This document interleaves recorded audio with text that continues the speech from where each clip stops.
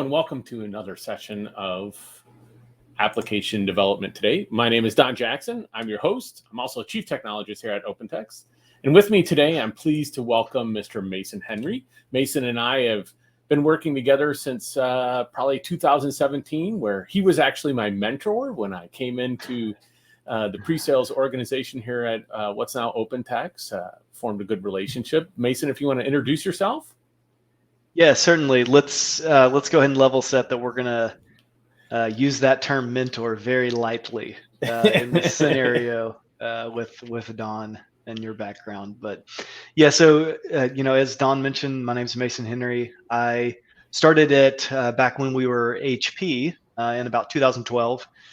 So made it through the progression of HP, HPE, Micro Focus, and now OpenText, all working with our ADM or application delivery management solutions in a couple of different roles, but now today as a pre-sales solution architect in our what we would call our North America functional testing practice lead. Wonderful. Well, thanks for coming on, Mason. I know it's a little bit of a challenge sometimes to get on camera and be in these type of meetings. So thanks for dedicating the time today. Appreciate it. Today's session is going to be about testing away your risk. So what are we talking about when we're talking about risk, and how do we test it away? What are going to be the impacts of stuff like that? So Mason, let's just jump right in. So how do you identify risk in today's applications? Yep. So I think it's helpful to have some sort of system or method of categorizing that risk. So a simple, easy way to think about that, very concise. And there's a bunch of charts and little images and graphs out there that exist, but it's to be able to say, okay, what types of risk are there? So risk in its simplest form can be categorized with impact and probability. So you have risk that is high impact, high probability, as in it's going to impact a lot of things or a lot of important things, and the probability of that risk occurring or actually happening is high. There's high impact, low probability, low impact, and variations of that in between. So I think that's the simplest way to think about it is what's the impact of that risk and what's the probability of that risk as well. Obviously, that can get a little more granular, especially given the industry that you're in. So there's tons of different types of risk. There's technical risk. Technical risk being, this is highly technical when we're talking about software development.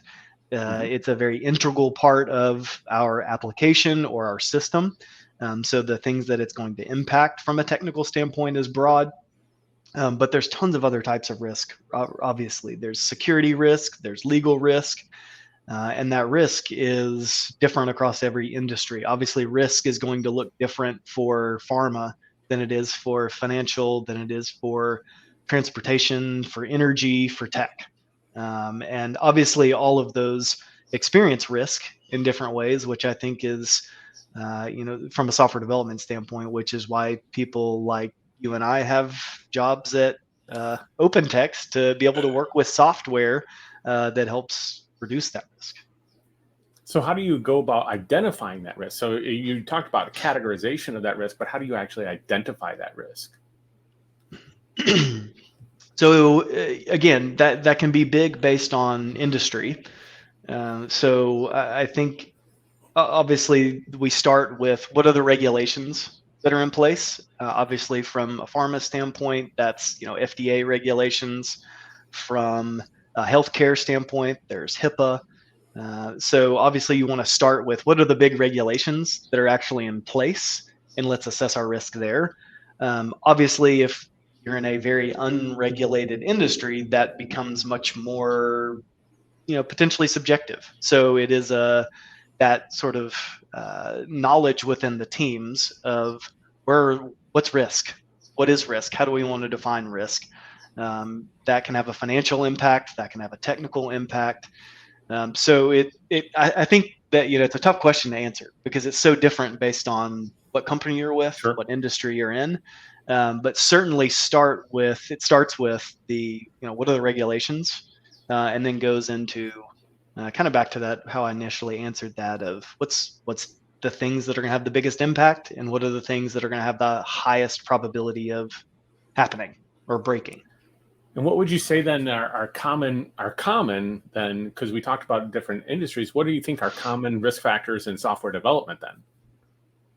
Other than, putting me on a project, which would be a huge risk factor. It would be putting me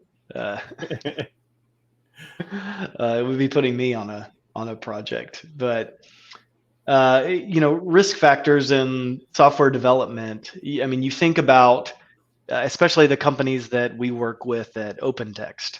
These are massive companies with thousands of employees spread all across the world that have not just one or two applications, but have applications and infrastructure and regulations that are distributed, that are both legacy technologies that have been around for 40 years, as well as brand new microservices, cloud native, SaaS applications that are all in some ways need to be connected, at least have data being shared between them, if not completely dependent on each other. So just the sheer size of what it takes from a technology standpoint to run today's companies inputs so much risk into that process, because especially if things, when it comes to documentation, right? We're people, we're human, we're imperfect. So we're going to introduce risk ourselves because we're going to overlook things. We're not going to pay attention to things, even regardless of how well things are documented or how well we know things. We're still going to mess things up. So there's a size impact to that. There's a human element impact to that, and technology is not perfect either, right? Servers go down. Application code, right? Developers write bad code. Code just doesn't work for some reasons. Like there's infinite amounts of points of risk when it comes to technology and software development. So what I heard is you pointed out a big area of integration risk, right? There's a risk when you integrate these large systems together, whether it's they're sharing data, whether it's input-output data, or they're actually sharing common data, maybe they're consuming data, a lot of data risks I heard in there as well. And I think another one that you didn't bring up that I think is one that frequently gets overlooked is Mother Nature data, Mother Nature risks, right? So you think about the concept of high resilience applications. Well, one of the things that you have to account for is disasters, right? So, as we are in the hurricane season for North America, if your data center is in a high risk hurricane area, you really need to make sure that you have a disaster recovery and probably a hot backup somewhere else in the country or potentially outside of the country that you don't have that, so taking into account that Mother Nature risk as well. So you talked Absolutely. a lot about humans and how humans introduce risk. So how are the computers or AI changing how we identify risk and mitigate risk? So great question. And the general answer is, well, AI is changing everything. There's not one thing out there that is not impacted from a change standpoint with AI. I mean, I was that talking would be why on every one of these sessions, there's always an AI question. For those of you who are planning to be featured guests in the future, be prepared. I'm gonna ask about AI. I can't imagine why, right? Yep. I mean, just the other week we had our CEO talking with one of the forefront pioneers in AI and talking about general intelligence and is it coming? Generally speaking, the people in that industry that are the experts say yes, one day that's coming. But even just talking with my father-in-law, he's actually right out in the living room outside my office here playing with my kids. So he lives in Arkansas, and something that they do in the state of Arkansas at the public universities is once you're 60 plus, that tuition's free. So he's retired and he went back to school. So he went back, he got his econ degree, graduated summa cum laude, and now he's just a couple of semesters away from a computer science degree too. But what we were talking about is how AI has completely changed the classroom. And it's not just using things like ChatGPT and Quizlet to get answers or write papers or things like that. It's also how it's changed behavior in students, right? It's not just using ChatGPT and Quizlet. It's knowing how to use ChatGPT and Quizlet. What are the prompts that you need to use? What are the ways that you can get around being caught for using those things? So it's again, it's not just because in school that's called using plagiarism. Right. In business, that's called working smart and read, right? That's efficiency, right?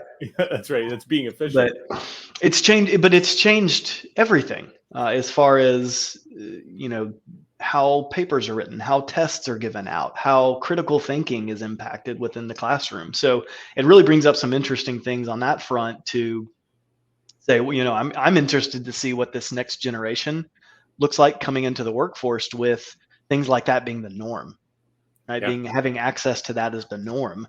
It's just a given, right? It's a commodity almost at this point of having services like that. So, but when it comes to software development and assessing risk, I think it's really important that we start using those concepts of AI, right? Even just the basic concepts of AI is that I have inputs, I have sensors that intake data, that recognize patterns and make decisions based off of those patterns, whether we either allow that to be, passive learning or sort of hands-on. We train it, our AI, to be able to understand those patterns.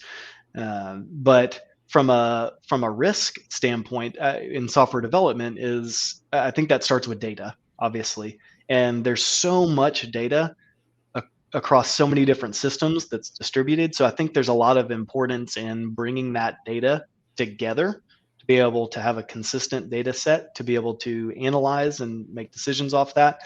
And then, let's start to make recommendations on risk, right? So that can come in the form of, we'll call risky commits, right? So from a software development standpoint is, let's go ahead and flag changes to code or changes to our application that are related to, say a lot of defects.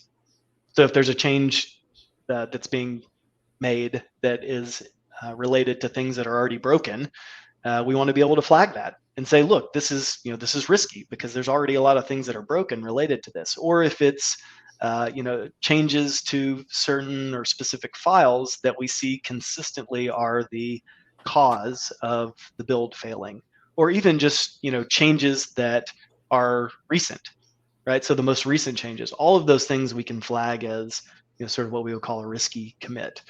But I think it's not just where AI really comes in, is not just saying, hey, this is risky, but it's saying this is why it's risky. This is the impact of that risk, as in these are the features or the capabilities within our application or the systems that are impacted by risk associated with this.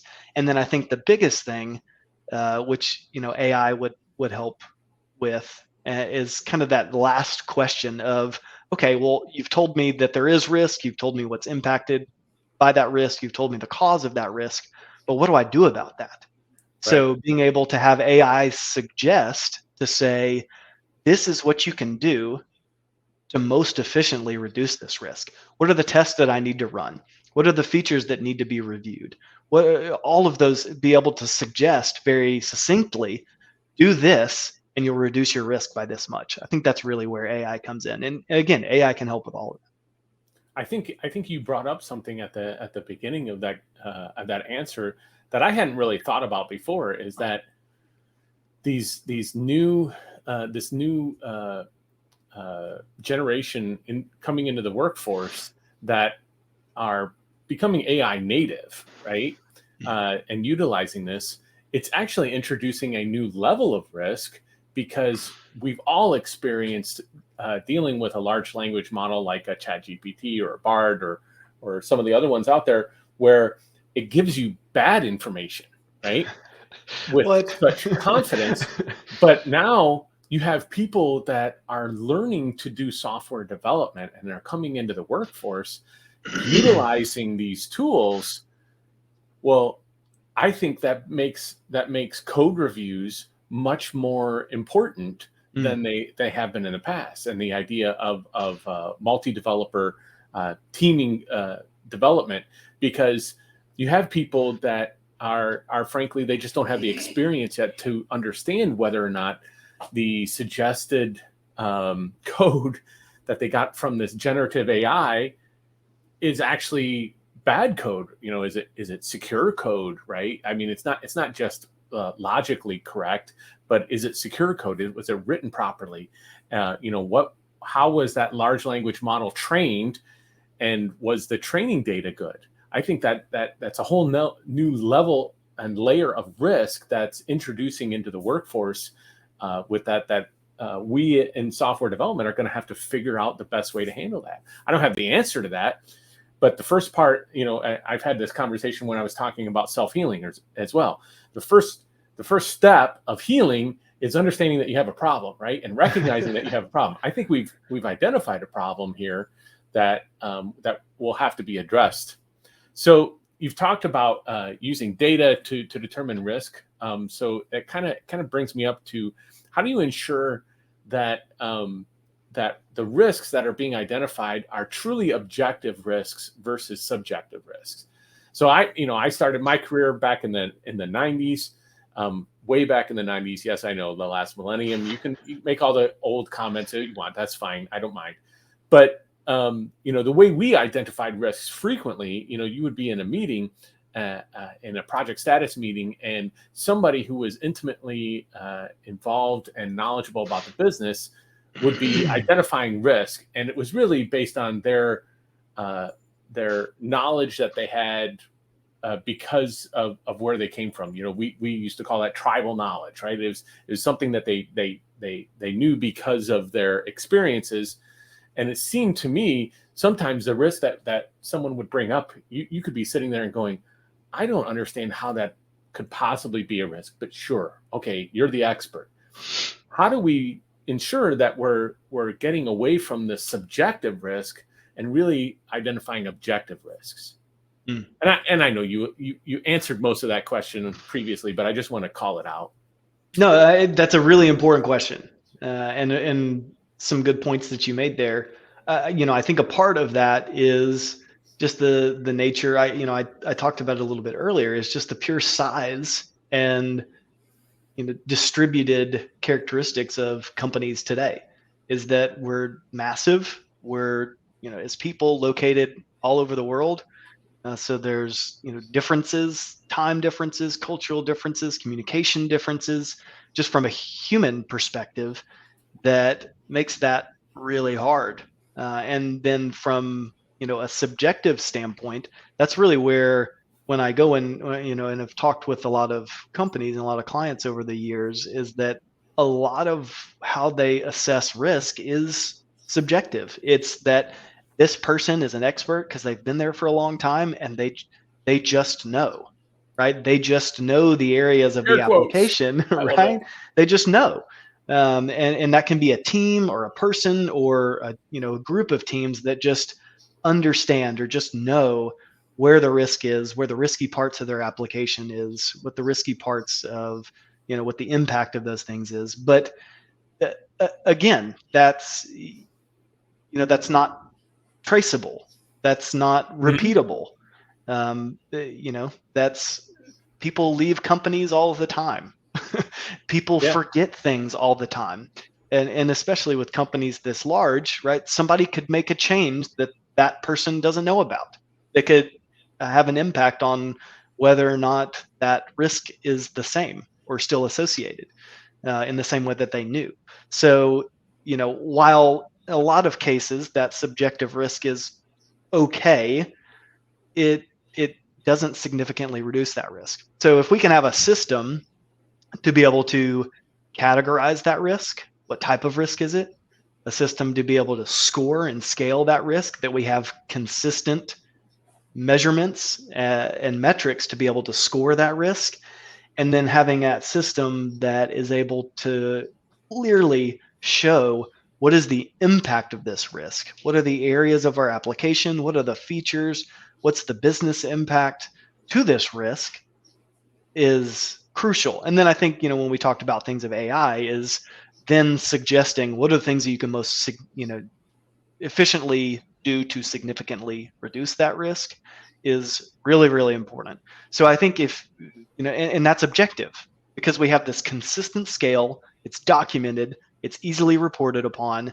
I can, do something along the lines of simply opening up a browser, viewing a dashboard, and seeing objectively where my risk lies, versus having to have stand-ups and email communication and Slack conversations about what's the risk of this if this fails, right? That's not a repeatable process. That's not a reportable process. So you're kind of talking shameless self-plug here for shifting everywhere, the concept of shifting up that information, right? Shifting that up and making it visible to decision makers, right? Whether you want to call them management, you want to call it executives, executive leadership, whatever you want to call them, shifting that information up and making it visible for them. It's funny because you talk about that subjective risk. I mean, one of the first projects I was in IT, I came from the business. I worked in banking, and I got brought on into IT, and I was asked to estimate how long is it going to take for this change that was coming into one of our systems.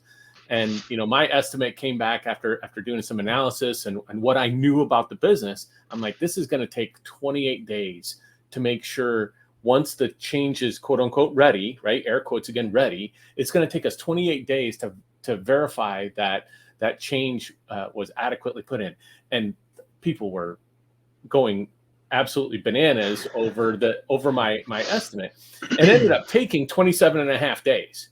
And the reason was because there was a lot of knowledge that I had gotten from the business of that was back in the days where we did a lot of back end processing, nightly builds and batch processing and stuff like that, where you could only do so much, right? That the entire process to go from start to end for our data sets, it took 4 days, period. You couldn't do it faster than 4 days because of the way that things were coded and all that. So, it's just, but none of that was documented, right? You've talked about documentation that helps move it from subjective and individual person dependent to now a repeatable process and you're reducing actually the risk of somebody leaving.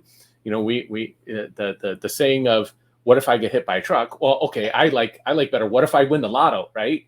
I don't know how to tell you this, but if I were to win, the Powerball, the big jackpot of $300 million, when it's up that high, you may never hear from me again. I'm just telling you that right now, right? So how do you mitigate that kind of risk?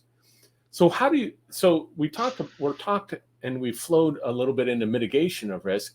How does testing fit into mitigating risk? What does testing provide to mitigate these risks?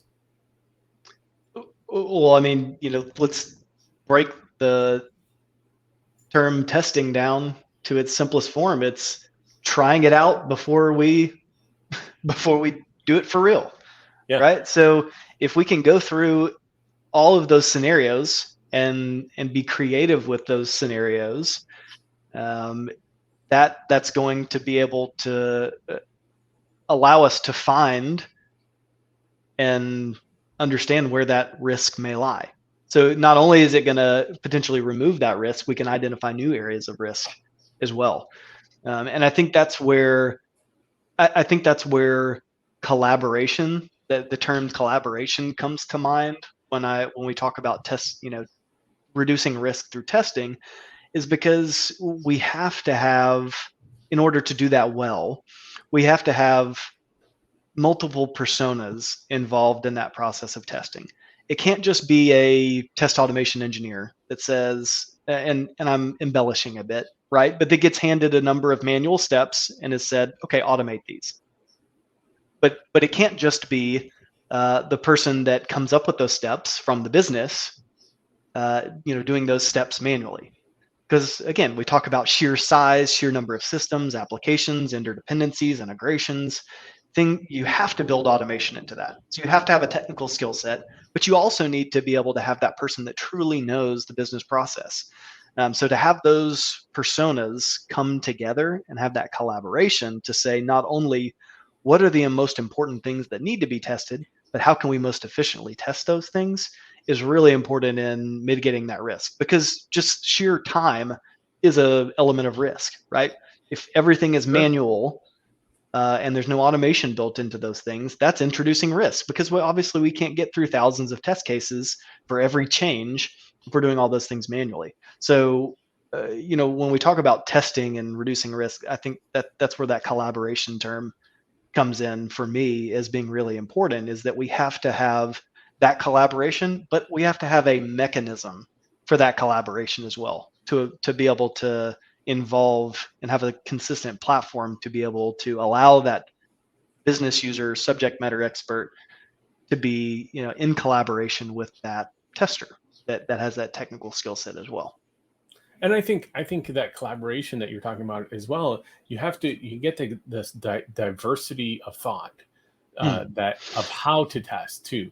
There are some of us out there that are at their core, they have this destructive mindset, right? That they're looking for how to break, right? A good tester, right? Good tester doesn't necessarily have to be a good automation person. In fact, a lot of times they're not, but a good tester has that destructive mindset. I'm going to, not because some of that can be learned, right? Some of that can be taught, how to do proper boundary testing, right? And if for those of you who don't know what boundary testing is, go Google it, right? But doing proper boundary testing. Oh, okay. Well, now, I think of a numeric field and I do boundary testing, right? So, okay. So it's a 3-digit field, right? So I'm going to do 0, I'm going to do 1, I'm going to do 999. Okay. I've done my boundary testing, right? And I might pick a value in the middle. But what about 1,000? What about pasting in 99 billion? What about pasting in -6? What about pasting in a poop emoji? What about pasting in, right? All these things that frankly could happen, right? People accidentally paste in, that they do. People do a lot of copy and paste nowadays, and people forget what's actually in their buffer, and they just paste something when they thought they didn't. They tried to hit Control C, they hit Control X instead, or Control Z instead, and now what they think's in their buffer isn't, and they paste in the wrong value, and the system blows up, right? Well, we as testers need to make sure that system doesn't blow up if it receives unexpected input. But that diversity of thought, as you worded it, collaboration is crucially important. Well, so go ahead. That brings to mind something that one of the guys that mentored me earlier in my career that it always stuck with me. He said, that's, if we could simplify it, get it in its most simplest form, that's the thought process difference between a developer and a tester. A developer says, make it work, make it work, make it work. A tester says, make sure it doesn't work, make sure it doesn't work, make sure we find out where it doesn't work so that we can fix it, so that a user doesn't find that, so that there's not a critical impact that is found in production. Let's find out where it doesn't work. That's a good point. So you talked about automation being important, right? And absolutely critical for the speed of release that we have in a DevOps or an Agile world.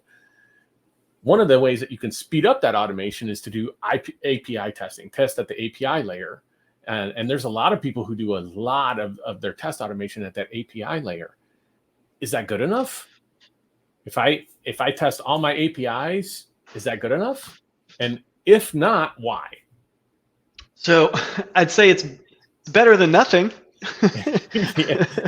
It's certainly better than nothing. So sure. But certainly there's different nuances and context that applies to that. But generally speaking, no, because we can validate that a service replies with the correct data or not, but API testing and really even just pure UI functional testing can't tell you how a user is experiencing your application.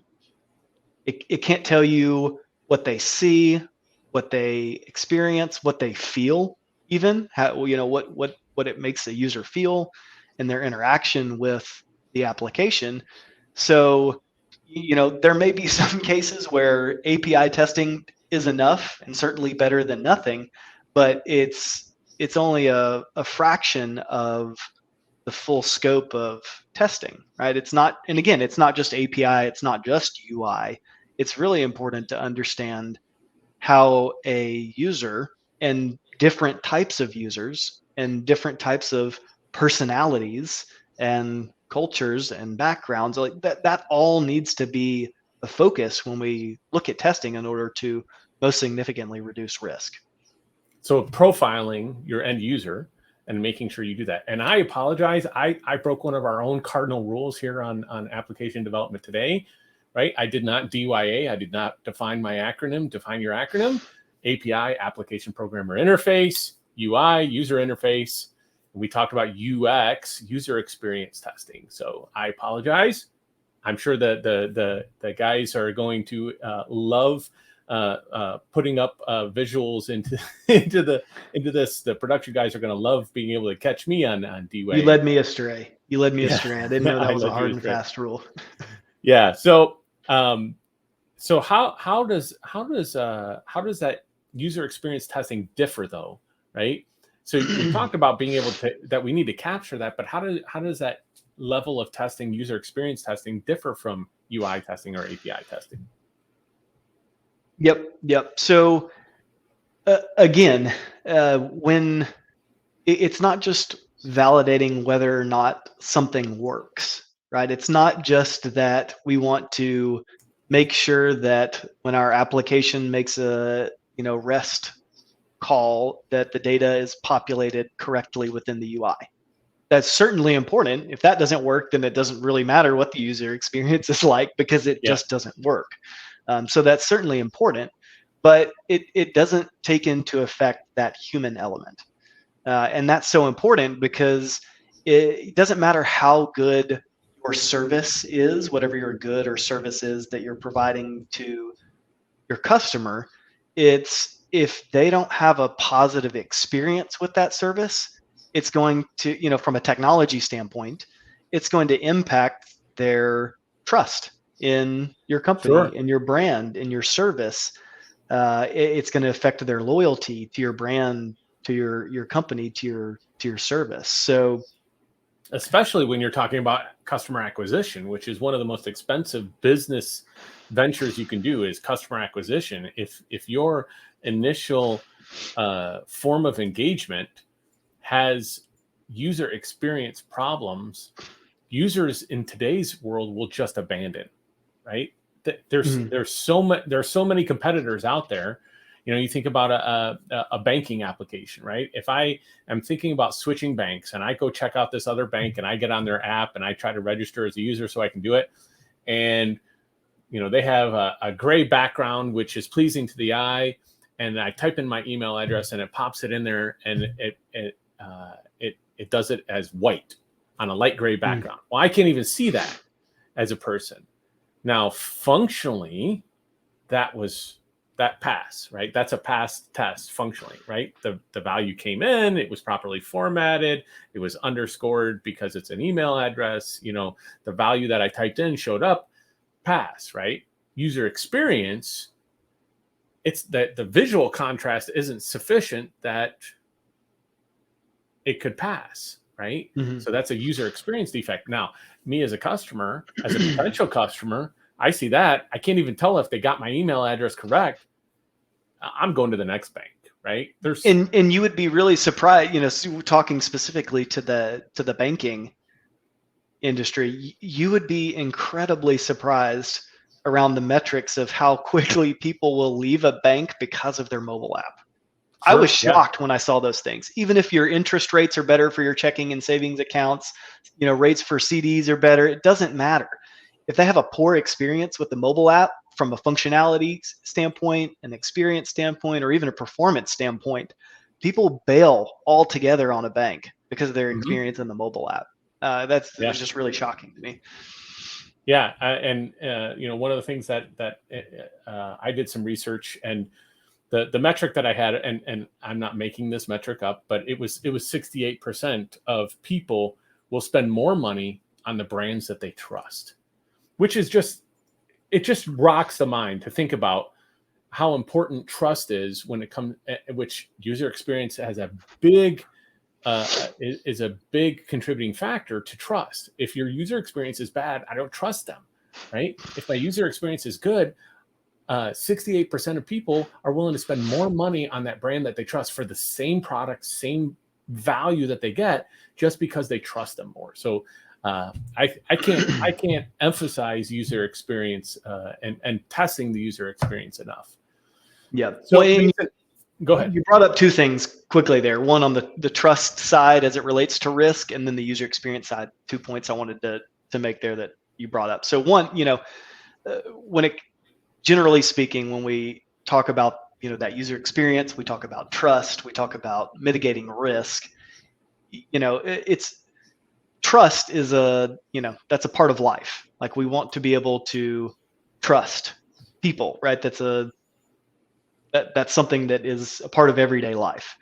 But we don't necessarily want that to assume that risk and trust when it comes to software testing, right? Yeah. So we want to be able to assess every possible scenario, not just from a, like you talked about, API standpoint, not just from a functionality, from a UI standpoint, but that's really where we want to lower that risk as much as possible from a testing standpoint. Covering all those scenarios. So the one that when you talked about trust, that brought that to mind. But then from the example that you used of the gray background white text standpoint, that's actually something that brought to mind of our good friend Chris Trimper at Independent Health, and that brought that example to mind because they're using some of our AI capabilities and test automation there to automate their mobile app scenarios. So it brought to mind what he was sharing a few weeks ago on a call we had of they had automated a good portion of the cases that they needed to do within their mobile app. Then their mobile app development team came to them and said, "Hey, we're going to change the whole underlying development framework for a mobile app." And they said, "What's that mean to you?" And he said, "Well, are you going to change the flow? You can change the paths through the application in order to achieve the user experience, right? Right. Are you going to change those things? No. Okay. Well, then that means absolutely nothing to me, right?" So because he was using that AI capability, they made the development framework changes, and zero automation broke. It was, is incredible. Well, I wouldn't say quite zero because there were things that broke, but it was actually a good thing, right? It was a user experience thing that they found. And it was that exact example that you used of, there was like an email link or something to add your email or, click a link or something, but it was a light gray background and white text, and the automation broke because AI couldn't see it. And when you went and looked at it with your human eyes, you couldn't see it either. You couldn't make out what the text was. So it was a user experience thing that, because Chris had that mindset of user experience and then had the technical capabilities with AI, was able to find things that traditional UI or API automation wouldn't have found. So I know I went a little on there, beyond there, but those two comments you made brought up those two examples. Yeah, absolutely. I mean, as somebody who started, doing test automation in the 90s, and we kind of have gone down a little bit of a rabbit hole, which I'm fine with, but the ability for computer vision that computer vision brings into a test automation person's realm is absolutely groundbreaking. It's earth shattering to me, especially when I first saw it. I just went, wow, that's amazing. And then, the second part of that is of computer vision is, I don't have to deal with the object properties anymore. That was, I just had to, my mind exploded. What do you mean I don't have to deal with object properties anymore? So Mason, thanks for taking the time today. I always give featured guests a chance for parting thoughts. Any parting thoughts, parting words of wisdom that you'd like to do? Mason, words of wisdom? And wow.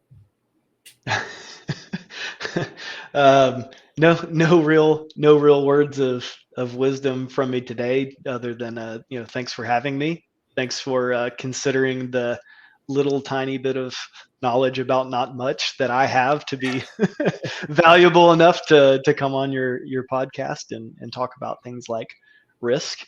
I know I have conversations about this on a weekly basis with different customers, and it's certainly a topic of interest for every single one of them. How do we reduce risk as much as we possibly can? And the best way to do that is to be able to test efficiently, to test through different mindsets, both from a human element, but also from a technical element. So I think the more collaboration we talked about that you can provide there from a testing knowledge and application knowledge and business knowledge all together is, and then again, having that system of record to understand the impact of risk, categorizing that risk.